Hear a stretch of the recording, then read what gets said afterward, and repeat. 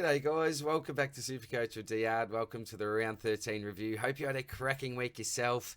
Look, for me, SuperCoach wise, pretty average, only at 21.06. That's a top 15% round score.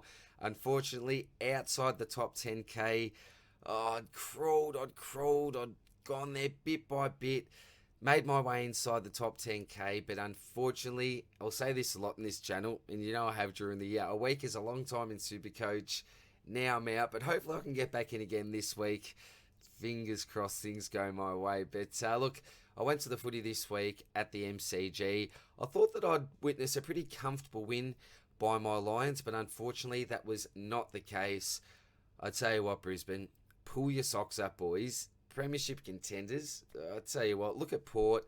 I know that the Pies got beaten today, but look at the Pies, look at the Ds. Oh, we're just pretending at the moment. If we're going to lose to Hawthorn, sorry, Hawk supporters, and congratulations, as I mentioned, best team won on the day.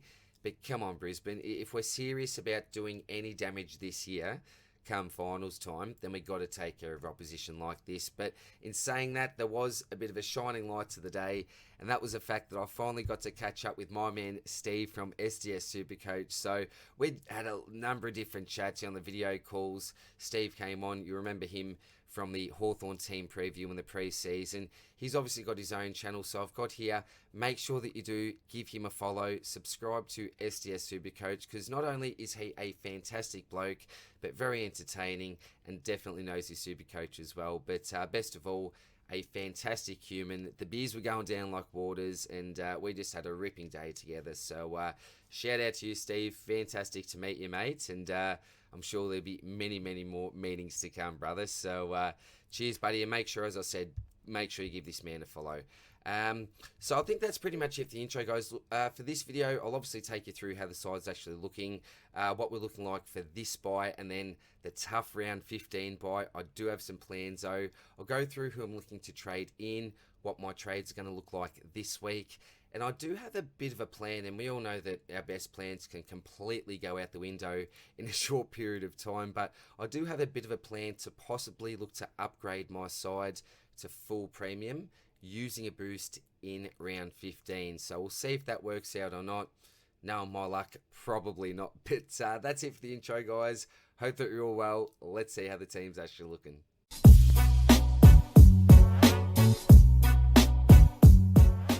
Alright, so here is the current situation I find myself in. 31,200 remaining in the bank, 10 trades left, and 2 boosts as well. Now, lesson learned, I need to be a little bit more aggressive with these boosts. I wanted to have one just up my sleeve for a rainy day, another one for a bit of a buy play. I will use the one for the buy play, I think anyway. That's in my plans come round 15.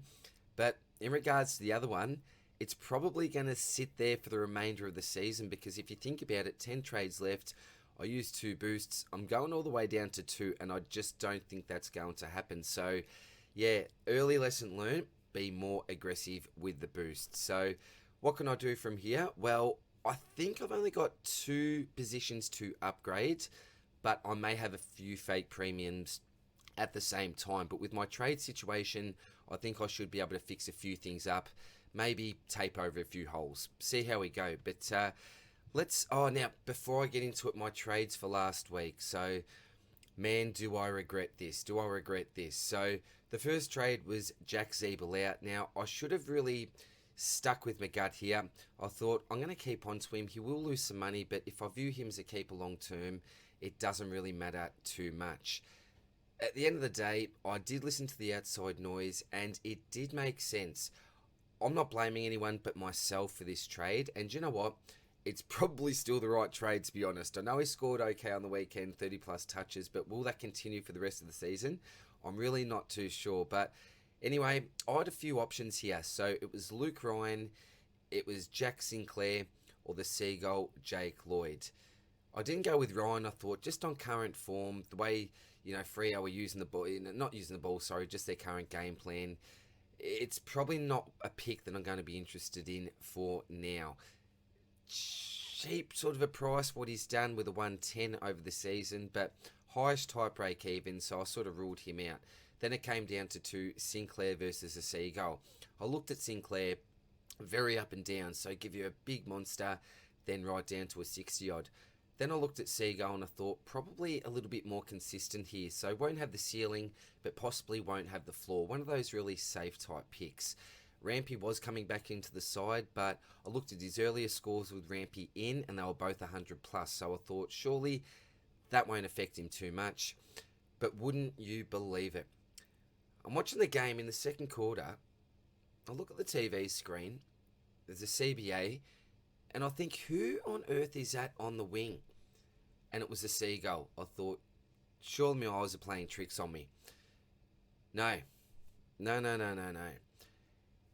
don't know how long the man's been playing the game. Is it 10, 12 years maybe? I'm not too sure. But it was finally this game, this moment, when I decided to pick him up. I did not think I'd own the Seagull for the rest of my life. In the SuperCoach sense. And shout out to the Seagull, because I've been a very, very happy owner for a number of previous years. But I just thought, nah, not as a selection anymore. But yeah, I went with him. And it was an absolute disaster up until 3/4 time. You wouldn't believe it. So plays on a wing, second quarter, third quarter in particular, did not have a stat in the third quarter.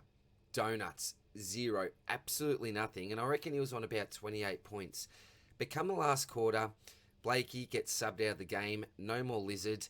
He resumes his role down back and racks up a lazy 49 SuperCoach points in the last quarter, if you don't mind. So if he'd have been there for the whole game, what would he have got? Now, who knows? We don't know, but according to that last quarter, a pretty damn juicy score. Now, the reason why I went early here, and this was Seamus Mitchell up to the Seagull, was the fact that I wanted some extra points this week, and I thought, look, if I don't go the Seagull this week at a break even of around 90, I thought he could go big. Like, he could go really big. We've seen what defenders have done to St Kilda this year. Some of the biggest ceiling scores have come against them.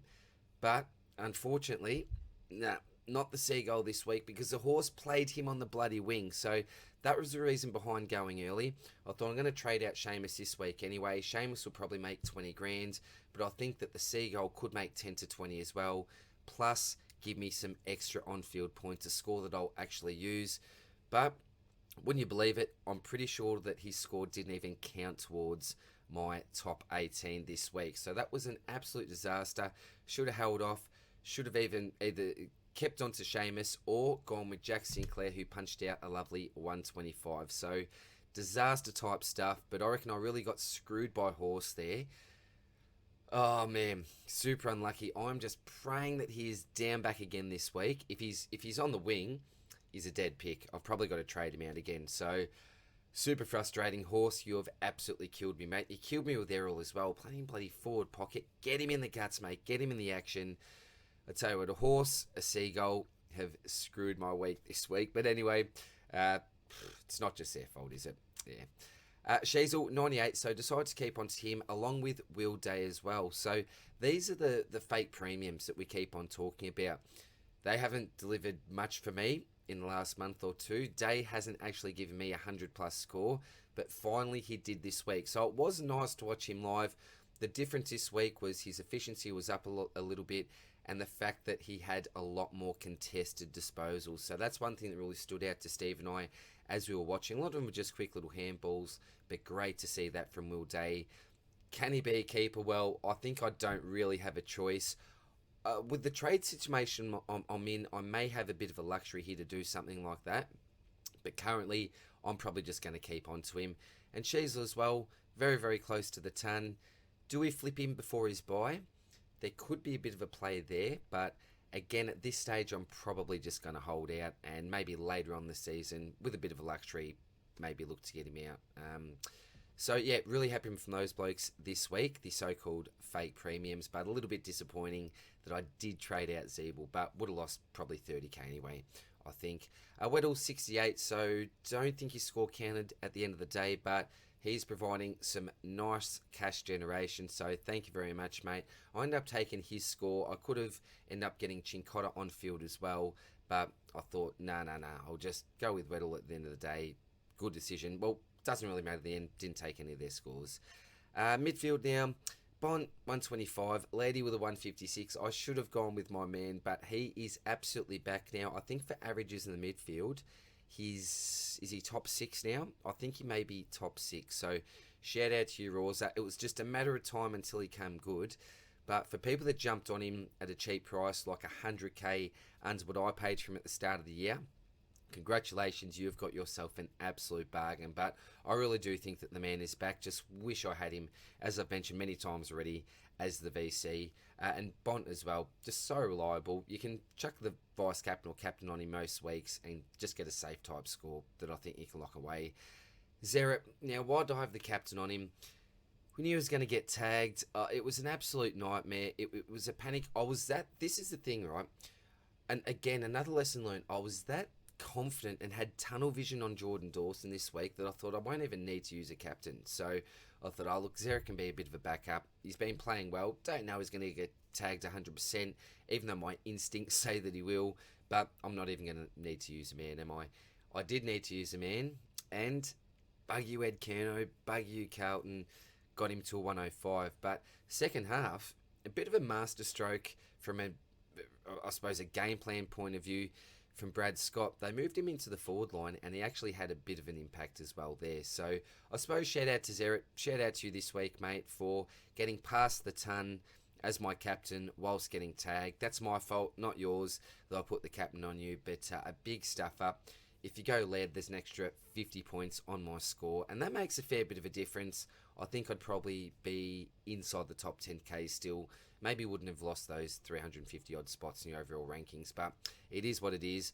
Lockie Neal, 102. So, look, to be honest, I wasn't expecting a lot from him this week. I thought that Connor Nash would give him a fair bit of attention, but to the naked eye, that didn't really seem like it was the case. So, a little bit disappointing that he only got the 102, given the fact he didn't receive a lot of attention. But going into the game, if you had said he could come out with 100 plus, I would have actually taken that. So mixed feelings here, but it's not just, a weekly selection. I've got him in for the rest of the year now, and still pretty happy with that. With the price that I paid, that's all good. That's all good.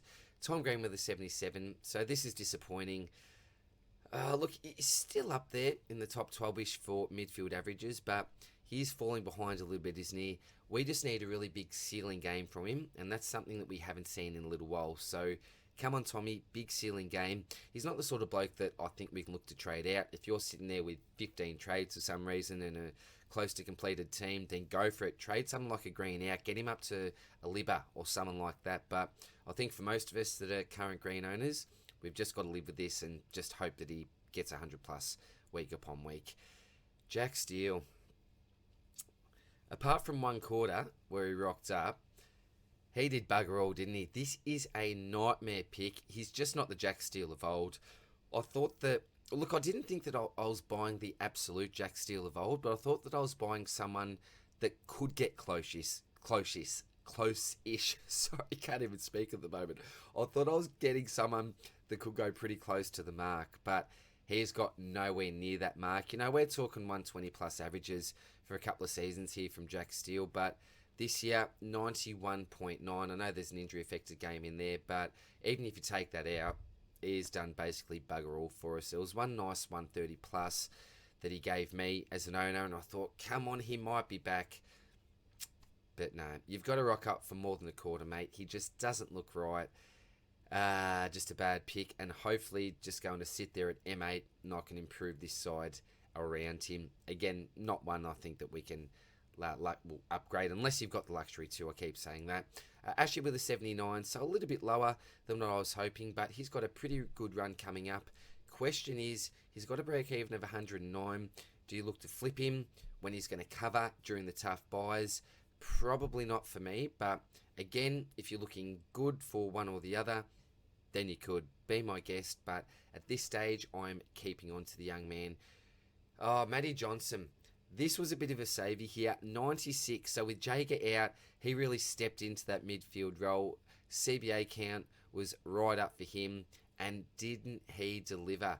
He's looked pretty good, hasn't he, in his last few outings, obviously after that suspension. I think the game where he did get suspended was his career high for disposals.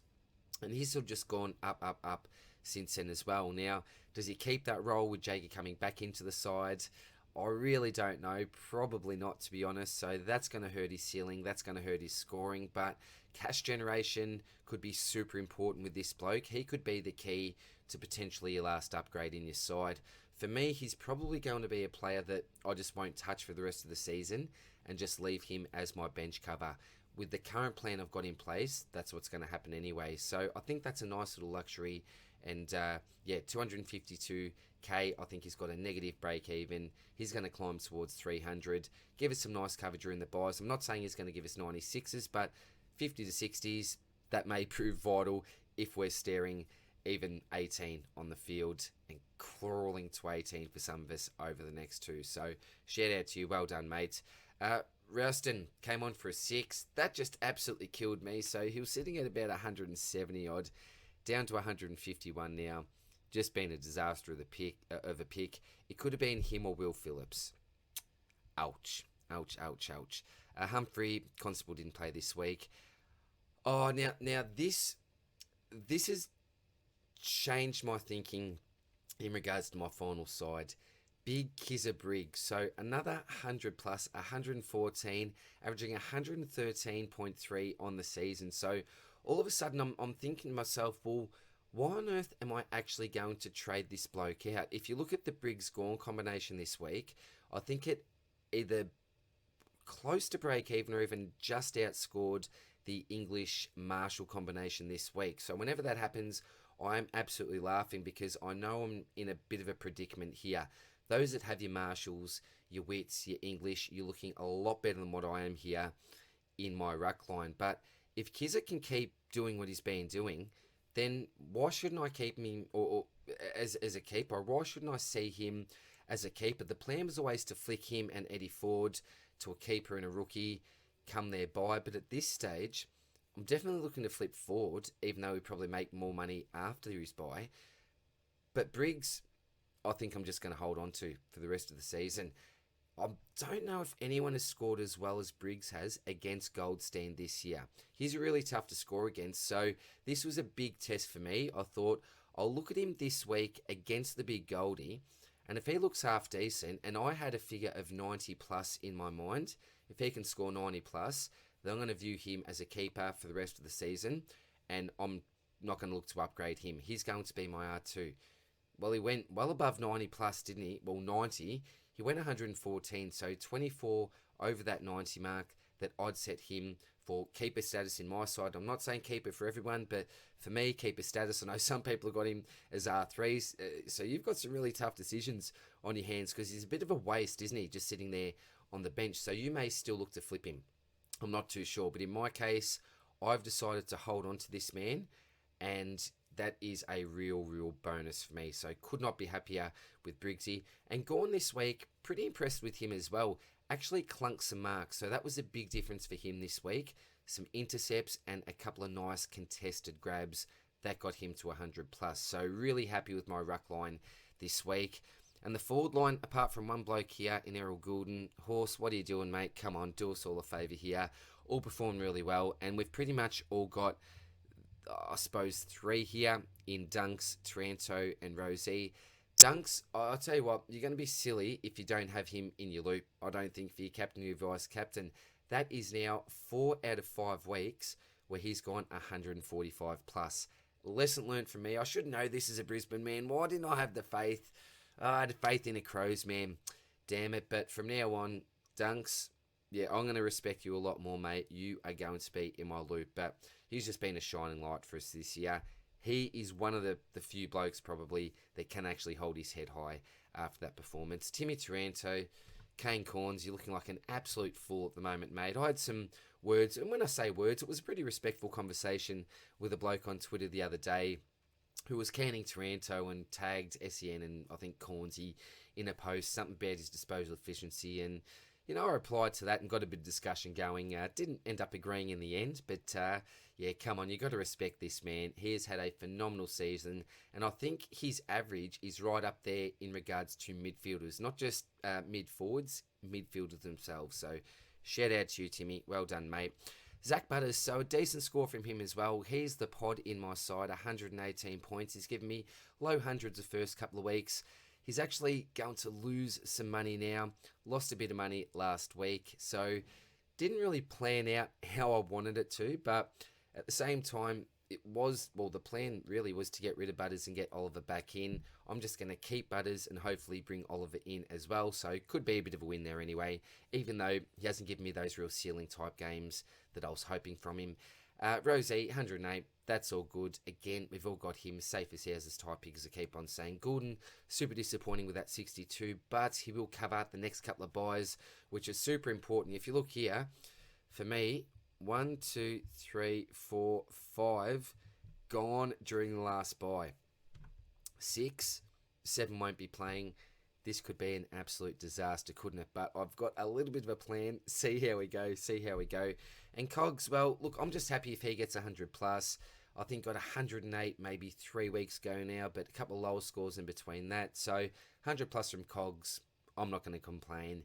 That is all good for me. So that is how the team is currently looking. So, look, in regards to keepers, so I don't have any keepers there. So, we've got 1, 2, 3, 4, 5, 6. So, 6 defenders at the moment. Now, you could look at these two blokes, could possibly look to upgrade. Not too sure at this stage.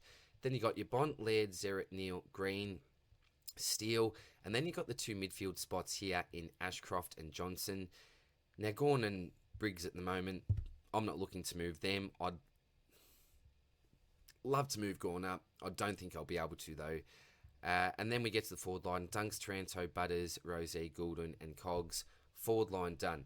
So it really looks like I need to get 2 spots here to fill. But my plan at the moment is to probably bring another ruck forward in here in DCAM. Move potentially Butters into that midfield slot. And then get another midfielder here, hopefully Clary. So that's the plan. I'll tell you how I'm going to do that in a little bit. But look, let's get the team right for this week. So I might as well just optimise here, I think. That should be the easiest thing. Yep, so out. Forward. So that's a little bit frustrating, isn't it? So I can't really use DPP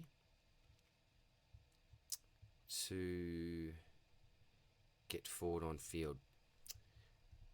That's a bit of a pain. Oh well, all good. So I think, what do we got here? So we got 1, 2, 3, 4, 5, 6, 7, 8, 9, 10, 11. I'm not going to count him.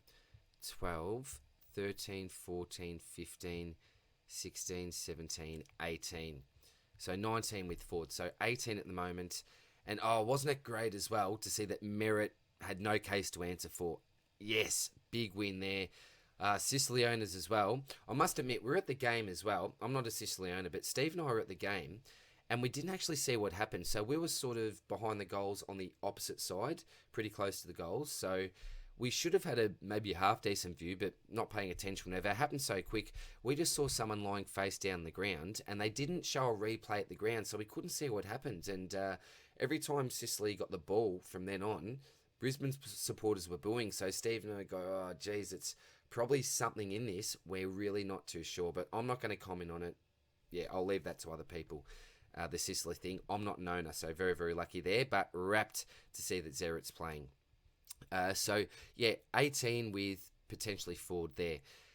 So, what am I going to look to do moving forward in regards to trades? So, the first thing I'm going to do this week, and I hope that he plays, it's going to be young Mullen. And if we look at the break-evens here, you've got Chincotta with a 26, so he's playing this week. I think it'd be silly to trade him out if he is playing, which I hope that he will be. So he should make a little bit of coin there. Constable, hope and a prayer, but don't think so. Dawson's not playing, but not trading him out. Weddle has a buy, so he is a bit of a prime trade target for me. Not trading out Lloyd, Stewart, Dacos. Keeping on to Shees, obviously, this week. Not trading any of these guys. Rouston, not even worth it. Who knows? Could get a gig this week. Could come on as a sub again. Really don't know with him, but he's basically dead wood, just losing money, but hasn't made enough to do anything with him. Johnson, no way I'm trading him. So negative 22. That is absolutely fantastic there. 116 for Ashcroft. So a little bit concerning, but I am keen to hold him through the next two difficult buys, and I'm not trading anyone here. Briggs I'm not trading. Ford I'm not trading this week. Roberts no. Humphrey no. Break even 37. So really for me, and it's a break even of 39, you could certainly hold Weddle, but I need to get some cash in the bank because at this stage I've only got 31,000 there. So Weddle is gone for me, and I hope that he plays Mullen. Geelong have a few blokes coming back, so I'm really not too sure if he will or not.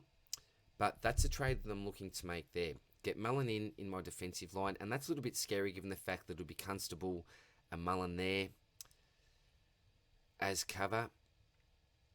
Actually, I'll have Chincotta there for now as well. So, yeah, that should be okay for now, but I do have plans to move him on also. But that is probably dead set the only trade at this stage that I'll be looking to make this week. If it's not him, could it be a Harry Arnold if he comes in?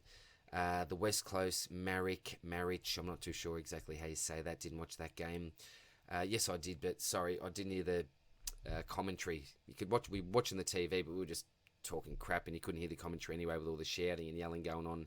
This was at the pub, the Cass, this game as well. So not too sure how he played. I think it was around a mid-50.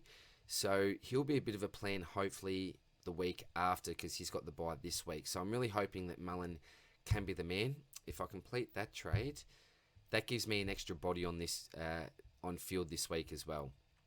So just say Dacos will come off, and then we've got Mullen on there as well. So that's how the team will be looking for this week. Now, look, I could upgrade here. So the blokes that I need to upgrade will be obviously an Ashcroft type. You've got your Ford type, who I'm going to look to upgrade next week as well. And then you've got your Humphrey as well. So this is my plan. To have my team upgraded with, what do I have? I'll have 5 trades in the bank. So I'm just, actually, before I do this, sorry, I better show you my other buy as well. So 19 this week, and then you got round 15. So 1, 2, 3, 4, 5. I'm obviously not going to count Constable there. So 5, 6, 7, 8, 9, 10, 11, 12, 13. 14 with Gawn, 15, 16 with Humphrey. So 16 there. But if I just clear the buys. But hopefully I will have 18 playing with a couple of trades I'm going to make. So with the 268 that I've got there in the bank, there's a pretty easy trade up, and this will be after this week. And that's Eddie Ford out and D-Cam in. So I've really... I don't love the D-Cam pick, but at the same time, given the fact I've got Gawn and Briggs, durability isn't fantastic, I don't think, with these two. Briggs, who knows what happens moving forward if he has a down couple of games. Do they look to bring someone like a Bruce in when he regains full fitness? Flynn is waiting in the wings also. It's a little bit dicey keeping him as a keeper for the remaining, for the remainder of the season, but I would like to have some ruck cover there, given that fact. So I think D-Cam is a sensible move, and that means that Butters will just move into the forward line, or any one of these blokes will move, into the midfield. I can't even think at the moment. Sorry, been a big weekend. So just say Butters will move into the midfield there, and then I'll upgrade forward to D-Cam. D-Cam come on field. There's one of these spots filled here. And that means that I've got one spot left. Now, there's a couple of ways that I can do this. What I was thinking, and this is probably the easiest way and would make the most sense, is that you trade Humphrey down to a Marrick, again, don't know how to pronounce that, and then Ashcroft goes up to a Clayton Oliver. There we go. So really, really easy there. and then I'm basically fully upgraded. So I'll have, let me just move these guys around. And when you say fully upgraded, there's keepers and there's keepers, isn't there? But have him there. I'll have Day there. Now the other option I've got as well, when I say Humphrey's out, I could actually, and I've worked out with the finances, that Humphrey could actually go down to 5 if I do this round 14. So all those trades could happen for me round 14. So I could go early on Ashcroft, get Humphrey out, along with Ford, and I think it was going to be Chincotta as well to Marek. So yeah, that could all happen round 14. It's a little bit hard to show you, isn't it, without actually doing it. But just go back to my current side. Merritt's going to come on there. Gone. Alright, so that will pretty much be the defence. Butters will move into the midfield.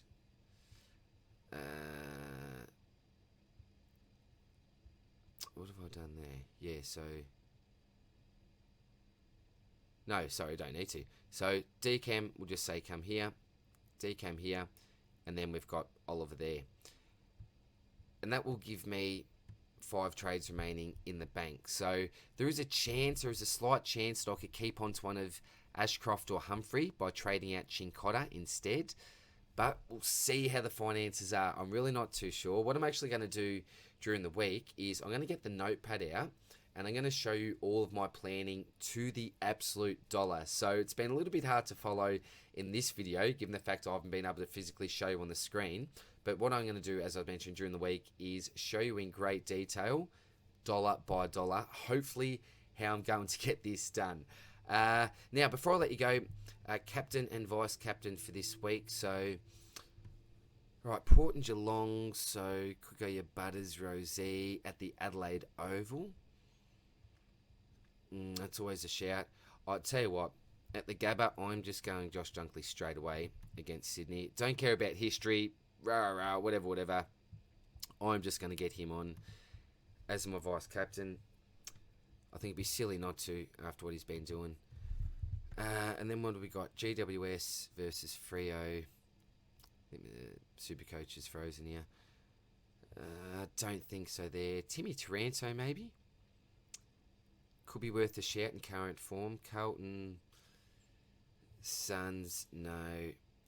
And then North Dogs, that's pretty easy, I think, isn't it? Look, without diving deep into the numbers this week, I'll leave that for other people.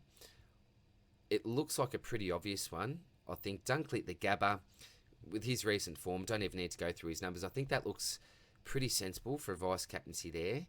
And then you've got the Bont against North Melbourne in the late game. The other good thing about getting a captain, I suppose, in the late game is that you've got a good idea about what other people have taken as well. So it gives you a little bit of time, and depending on if you're a bit of a league player as well, just say Dunkley gives you, say, a 125. Given the fact that you can just chuck on a buy player this week, just say like you're gone as your captain, you can leave that to the last game. You might be able to do a bit of a sneaky strategy move and see what your opponent has taken as their captaincy score, and maybe make a move, maybe choose to take a Dunkley type if it gets you over the line, or if you're maybe a little bit behind, maybe roll the dice on a Bont, or I'm just using these two players as an example. So maybe just a bit of strategy to think about as well. So look, I think that is it for now, guys. So all the best of luck for this week. We'll get together. I'll get together with Spills and Janeth. Don't know if we're getting a special guest on or not this week, but we'll get together tomorrow night for the SuperCoach Swordplay podcast. And I will have, and I forgot to mention this as well. Apologies. It was the great Kamo on Twitter that actually alluded me to the fact that there was something up with this stock market video for this week. So I'd actually uploaded it on the Thursday night. Kamo sent me a very nice message on Twitter going, do you know what's going on with the stocky, mate? I think this was on the Friday night. I thought, what's going on? It should be up. Went to check, and there was some sort of error with the upload. So, like a madman, went to upload it again. Thought, should be all right now. Late, but should be okay. Missed out on one match, but it's all good. No, unfortunately, I don't know what happened. The file was corrupted somehow, so by the time I was going to redo it, it was just going to be too late. So major apologies for that. But I was going to probably recommend bringing the Seagull in. So lucky I didn't upload it for some anyway that were looking for a defensive upgrade. But I'll guarantee you this week I will have the stocky back because it's a really important week and we have some big decisions on our hands. So I love you and I'll leave you there. All the best of luck for this week, guys. And I'll see you soon in the next one. Cheers, bye.